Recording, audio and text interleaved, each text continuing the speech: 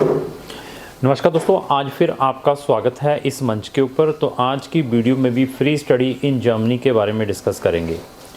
तो जर्मनी से रिलेटेड हमारी नंबर ऑफ़ वीडियोज़ हैं और हमारी डेडिकेटेड प्लेलिस्टें भी हैं दो, फ्री स्टडी इन जर्मनी और सक्सेस स्टोरीज़ ऑफ जर्मनी। इन दोनों के लिंक मैंने डिस्क्रिप्शन बॉक्स में लगाए हैं, वहाँ जाकर आप हमारी नंबर ऑफ़ वीडियोस वॉच कर सकते हैं अगर आपने जर्मनी में हायर स्टडीज़ के लिए जाना है। जितनी भी मेरी वीडियोज़ हैं, I think so more than 200 videos होंगी रिलेटेड टू जर्मनी उन प्लेलिस्टों के अंदर। और जितनी भी वीडियोस हैं उनके अंदर मैंने एक ही वर्ड यूज़ किया है कि जर्मनी में अगर आपने जाना है, only think about the public universities. उसके पीछे रीज़न क्या है कि वहाँ की पब्लिक यूनिवर्सिटीज़ इंटरनेशनल स्टूडेंट्स को entire study free of cost provide कर रही है। बट अभी प्रॉब्लम क्या है, मार्केट में जर्मनी को बहुत ही ईजी वे से प्रमोट किया जा रहा है, लेकिन जो भी इसको प्रमोट कर रहे हैं 90% कंसल्टेंट बच्चों को प्राइवेट यूनिवर्सिटीज़ में भेजते हैं, जिनकी tuition fees 7,000 euro, 8,000 euro, 10,000 euro, 12,000, 15,000 euro की है। और इवन आपकी प्रोफाइल वहाँ पर पब्लिक यूनिवर्सिटीज़ की बनती हैं, लेकिन आप लोगों को अवेयरनेस ना होने के कारण आप वहाँ की प्राइवेट यूनिवर्सिटीज़ में इनको अप्लाई करते हैं।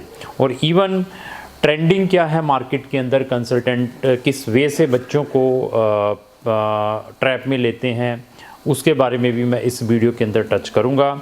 लेकिन उसको टच करने से पहले बता दूं, ये हमारे 6 एडमिशन्स आए हैं स्टूडेंट्स के डिफरेंट यूनिवर्सिटी से।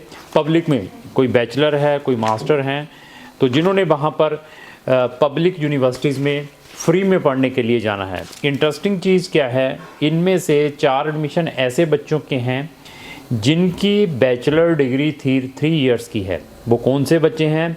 बीबीए वाले बच्चे हैं हमारे पास। बीबीए वाला बच्चा, उसका भी एडमिशन आया है पब्लिक यूनिवर्सिटीज़ में, जो मास्टर वहाँ पर पब्लिक यूनिवर्सिटीज़ में फ्री ऑफ कॉस्ट करने के लिए जा रहा है। हमारे पास बीएससी मेडिकल और नॉन मेडिकल वाले स्टूडेंट्स के भी एडमिशन इनके अंदर आए हुए हैं।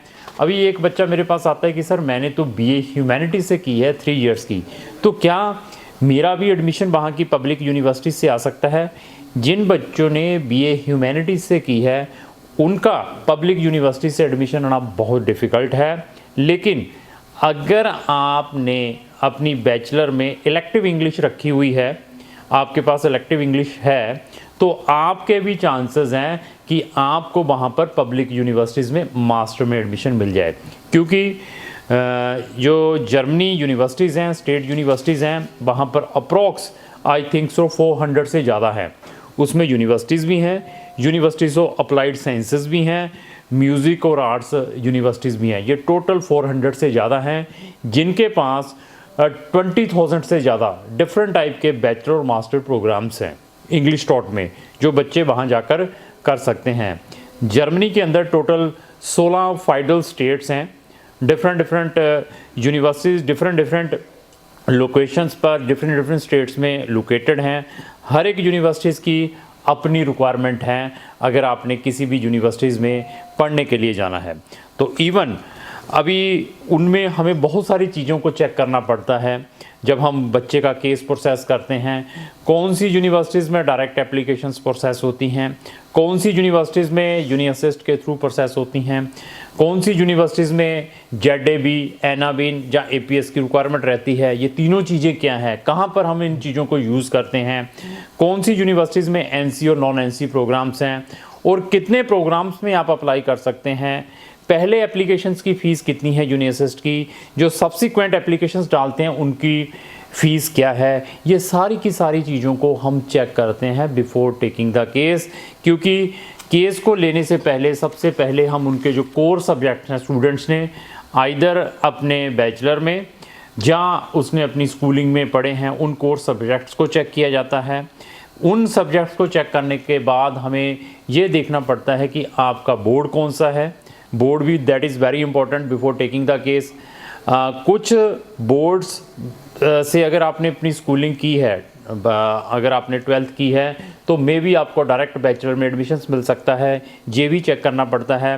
लेकिन कौन सी यूनिवर्सिटीज़ में 13 साल की स्टडीज़ की रिक्वायरमेंट रहती है अगर आपने पब्लिक यूनिवर्सिटीज़ में जाना है, ये सारी चीज़ों को हमें चेक करना पड़ता है बिफोर टेकिंग द केस। तो अभी आते हैं कि मार्केट के अंदर इसको कितने ईजी वे से बेचा जाता है। सबसे पहले जब भी आप जर्मनी की काउंसलिंग किसी भी कंसल्टेंट के पास लेने के लिए जाते हैं, जो लोग आपको 100% की गारंटी का वर्ड यूज़ करते हैं कि हम जर्मनी में आपका 100% करवा देंगे, ये देखिए हमारे कितने वीज़े यहाँ पर डिस्प्ले हैं, उन लोगों से बचना है, उनमें आप इमीडिएटली ट्रैप में आते हैं। तो सबसे पहले ये इसकी मॉडल्स अप्रेंटिस दिस टाइप की है। दूसरा, वहाँ पर आपको ये भी काउंसलिंग दी जाती है कि आप जर्मनी में अपनी स्पाउस और डिपेंडेंट बच्चों के साथ भी जा सकते हैं, जो कि टोटली रॉन्ग है। अगर आपने अपनी स्पाउस और बच्चों के साथ स्टडी के लिए जर्मनी जाना है तो मैं उन बच्चों को कहूँगा कि आपके लिए जर्मनी नॉट पॉसिबल, क्योंकि जर्मनी में स्टूडेंट अपनी स्पाउस और डिपेंडेंट बच्चों को 1 साल के बाद ही इनवाइट कर सकता है, और जो स्पाउस जाएगा उसको साथ में A1 और ब्लॉक्ड अकाउंट की भी रिक्वायरमेंट रहेगी। ऐसे बहुत सारे टेक्निकल पॉइंट्स हैं अगर आपने अपना केस वहाँ पर प्रोसेस करना है। और इवन आपकी लाखों रुपए की फ़ीसें एडवांस में ट्रांसफ़र करवा दी जाती हैं वहाँ की प्राइवेट यूनिवर्सिटीज़ में आपके कंसल्टेंट के द्वारा। तो मैं इसमें ये बताना चाहता हूँ कि आपने, मैं ये नहीं कहता कि आप अपना केस हमसे प्रोसेस कराएं, आप अपना केस किसी भी कंसल्टेंट से प्रोसेस करवाएं। At least before giving your case to any consultant उसका नॉलेज ज़रूर चेक करें कि उसको जर्मनी के ABC कहाँ तक आती है। तो वो नॉलेज कैसे चेक किया जा सकता है, हमारी videos free of cost watch करें, प्लेलिस्ट है। That type of cross questioning जाकर अपने प्रोस्पेक्टिव कंसल्टेंट से करें। अगर वो आपको सेटिस्फाई करवाता है देन आप अपना केस उस कंसल्टेंट को देने की कोशिश करें। दूसरा, अभी मेरे पास बच्चे आते हैं कि सर आपकी फ़ीस की टर्म एंड कंडीशंस क्या हैं। हमारी टर्म एंड कंडीशंस बता दूं, हमारी 90% जो फ़ीस है, 90% जो फ़ीस है जर्मनी की पब्लिक यूनिवर्सिटीज़ में जाना है वीज़ा ग्रांट होने के बाद है। अभी इसके अंदर बहुत सारे लूप पॉइंट्स हैं, वो क्या पॉइंट्स हैं वो भी मैं डिस्कस करूँगा। मेरे पास स्टूडेंट डिस्कस करता है कि सर मैंने उस कंसल्टेंट के साथ डिस्कशन की है, वो भी वहाँ की पब्लिक यूनिवर्सिटीज़ से साथ डील करता है। वो कहता है कि मैं आपका जो एडमिशन है वहाँ की 5 पब्लिक यूनिवर्सिटीज़ में अप्लाई करूँगा, और 5 पब्लिक या 6 पब्लिक यूनिवर्सिटीज़ में या 10 पब्लिक यूनिवर्सिटीज़ में अप्लाई करने के लिए वो आपसे 50,000 से लेकर 1 लाख रुपया एडवांस में ले लेता है। आपका एडमिशन आए या ना आए, और कुछ कंसल्टेंट जो पब्लिक यूनिवर्सिटीज़ को प्रमोट करते हैं वो एडमिशन के बाद ही आपसे लाखों रुपए ले लेते हैं कि अभी मेरी जो फ़ीस है, आपका एडमिशन आ चुका है पब्लिक यूनिवर्सिटी से, आपने वहाँ पर फ्री पढ़ने के लिए जाना है, तो हम आपसे कोई 50,000 ले लेता है, कोई 75,000 ले लेता है, कोई 1 लाख ले लेता है, not for visa just for admission. इस वे से भी बेचते हैं। अभी डिपेंड आपके ऊपर है, आपको अगर सर्विस ऐसे चाहिए कि सर आप सिर्फ हमारा एडमिशन का प्रोसेस करवाएं, वो कंसल्टेंट 50,000 रुपये एडमिशन के लेता है, तो मैं कहूँगा कि हम आपका 40,000 में करेंगे। अगर आप कहेंगे वो कंसल्टेंट लाख रुपये एडमिशन के बाद लेता है, मैं कहूँगा कि मैं आपसे 90,000 रुपया लूँगा। इस वीडियो के अंदर मैं ये कहना चाहता हूँ कि आपको जो हमारे सर्विस चार्जेस भी है कंपेरेटिवली अनदर कंसल्टेंटों से कम मिलेंगे, और इवन हमारी जो पेमेंट टर्म्स भी हैं वो अनदर कंसल्टेंटों से रिलैक्स मिलेगी, क्योंकि हम रिजल्ट्स के पैसे लेते हैं। ये नहीं है कि आपका एडमिशन आ गया तो अभी मैं कहूँगा कि मुझे पैसे दे दो। हम पैसे जो मैक्सिमम है 90% पेमेंट है जब बच्चे का वीज़ा ग्रांट हो जाता है, उसके बाद लेते हैं। इवन आपका जो एडमिशन है कोई लिमिटेड नहीं है कि हम आपका 4 या 5 या 6 यूनिवर्सिटीज़ में डालेंगे, नंबर ऑफ़ यूनिवर्सिटीज़ में डालेंगे जहां पर आपकी एलिजिबिलिटी बनती होगी। और साथ में आपको बताएंगे कि इसके अंदर ये ड्रॉबैक्स भी हैं, अगर आप इतनी यूनिवर्सिटीज़ में डालते हैं मे बी आपकी एप्लीकेशन फीसें भी ख़राब हो सकती हैं। ये सारी की सारी चीज़ों के बारे में हम अपने प्रोस्पेक्टिव स्टूडेंट्स के साथ शेयर करते हैं।